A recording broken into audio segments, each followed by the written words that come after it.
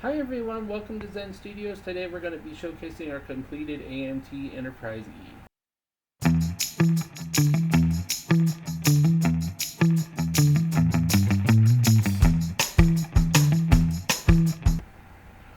Alrighty, here she is. She's completely finished with all of her lights, decals, all that kind of stuff that came out really nice on this. This was a vintage model kit, so this model kit was about 30 years old. This is the first contact edition, so it was the first edition of this release that had come out. I'm going to go through a little bit about what I thought of the build and what went well, what we can do better next time on this.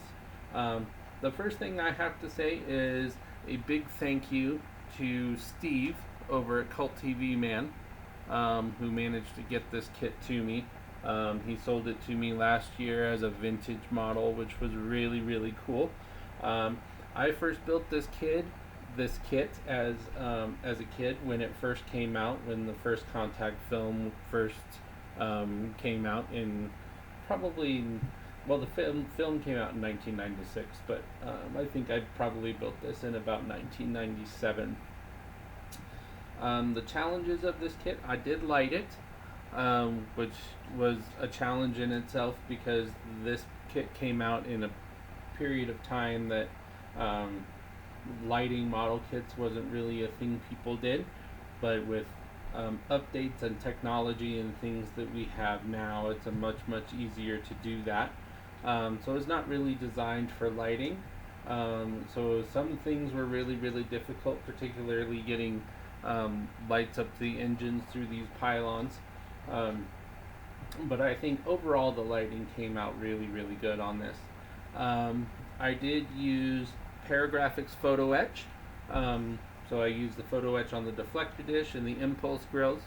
And I also did use the photo etch on these engine grills as well.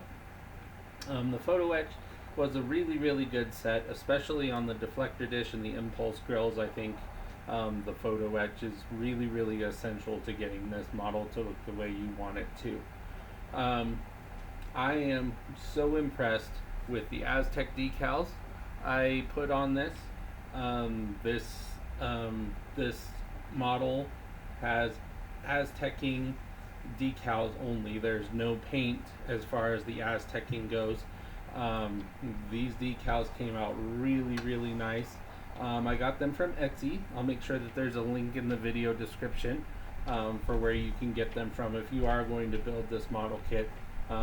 Those decals are really essential, and they really gave me the look that I wanted for it. It's a super cool model to build.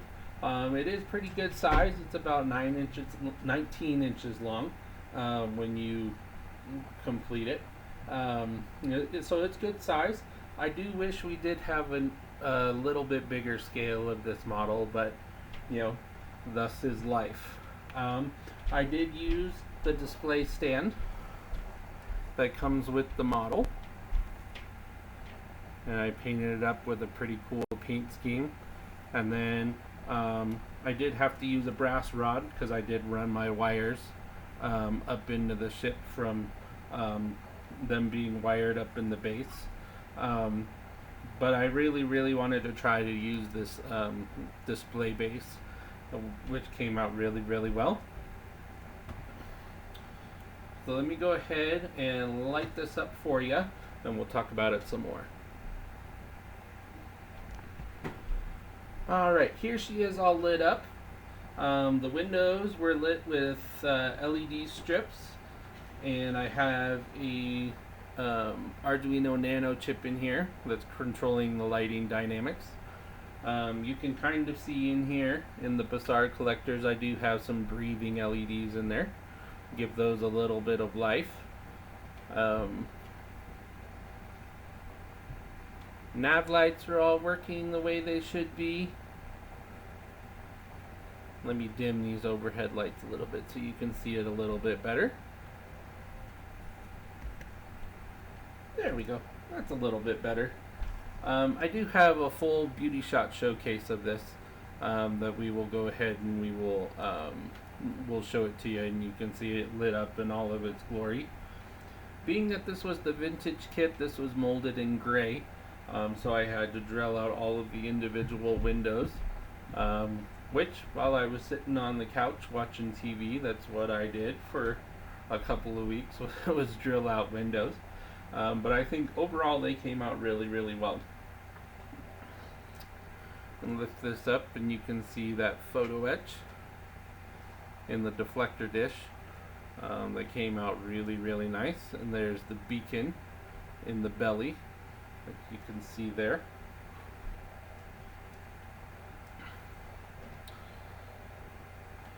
But overall, I think I had a really, really great experience with this kit. It was really, really fun to be able to do a model that I had built as a kid and give it all of the extra fluff and love that I couldn't back in the day, because when I built it the first time, all I could think of was flying it around my house like it was going through space. But this is definitely a model that I will proudly display amongst my collection. It is not, competition worthy by any means. I did lose this back nacelle beacon, but we live and learn, and that's how we do things. But I think overall, as a vintage kit with its limitations, just came out really, really nice.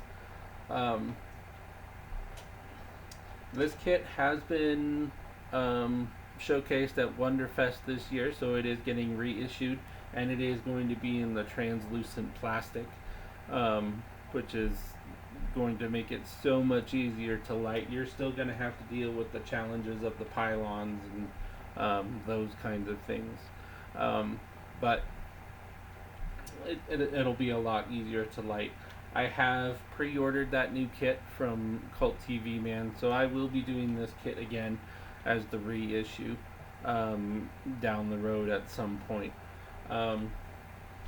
I should mention as well, in addition to the Aztec decals, I couldn't use the registry decals. I had to get those from Gus over at G-Cals, and I didn't have any issues with those going down either. They came down really, really well. So I am ultra satisfied with how this turned out. The pros of it is, I think the lighting system came out really, really nicely, and all of these decals just came out absolutely spectacular. The negatives, I would say, the things I learned from, they're not negatives, they're learning experiences, is when I did the saucer and I put the base coat, which I used Tamiya's Insignia White as the base coat. When I did that, I didn't allow enough time for the layers to dry, and then the temperature dropped in a really short amount of time, and so I ended up with cracks in my paint. And because this was the vintage kit, all of these windows were already open, and so I couldn't go back through and reprime it and paint it all over again. So I kind of just had to deal with what I had to deal with at that. That's the biggest reason I think it wouldn't be something that I would enter in a competition, but I will still proudly display it in my collection. So with that being said, let's go ahead and give you the full video showcase.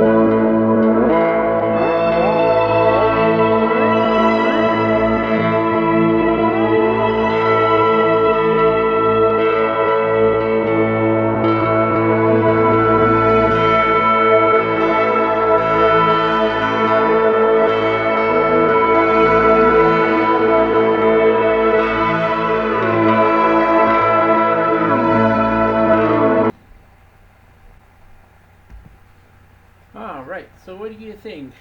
I think it turned out pretty good. And I'm excited to go ahead and take that to my work office and display it and have it lit up all day while I'm over there working. I'm really excited to do that. A little sneak preview. Now that this Enterprise-E is done, the next thing on the workbench is going to be this bad boy, which is the reissue of the Enterprise-D from AMT. This one is molded in that translucent plastic, so this will be a lot easier model to like than that Enterprise-E was. So go ahead and like and subscribe, and we'll look forward to seeing you next time while we're working on this Enterprise-D. Thank you. Take care.